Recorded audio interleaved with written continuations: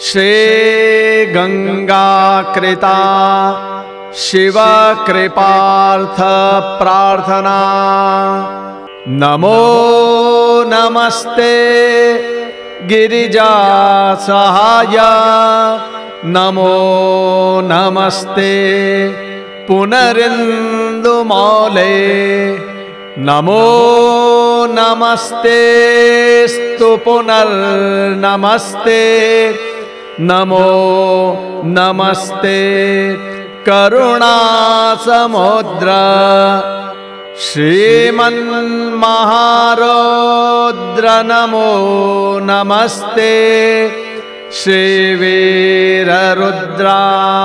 नमो नमस्ते, नमो नमस्ते गिरीश त्रिनेत्रा, नमो नमस्ते स्तु विभूतिगात्र।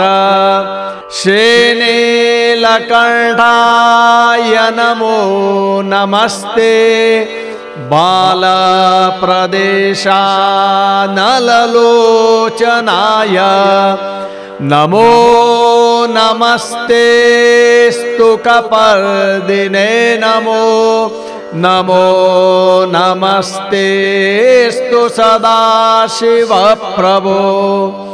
मार्ताण्डमण्डलनिवास नमो नमस्ते, मार्ताण्डकुण्डलविराजितभूषणाय, मार्ताण्डचण्डकरसङ्कुलमण्टपाय, तस्मै मृडाय भगवन् भवते नमोस्तु।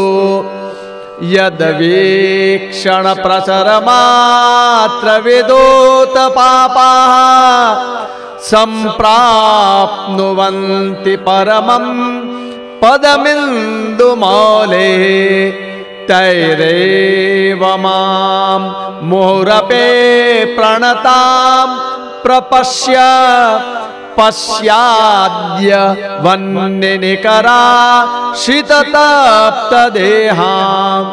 माता त्वमेव भगवन् जनकस्त्वमेव, मित्रं त्वमेव मम चन्द्रकलावतंस। भ्राता त्वमेव भगवन् गिरिजा सहाय, त्राता त्वमेव भगवन् हरनीलकण्ठ।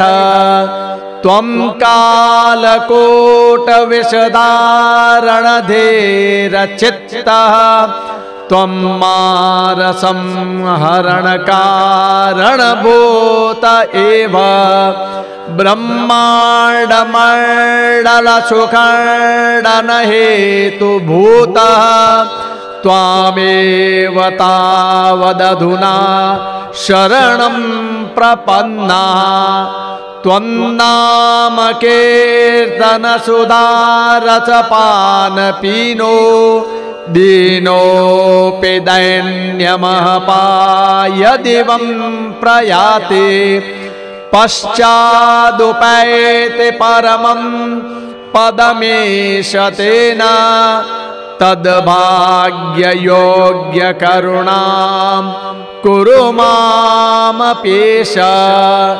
इति शिवरहस्यान्तर्गते गंगाकृता शिवकृपार्थ प्रार्थना संपूर्णा।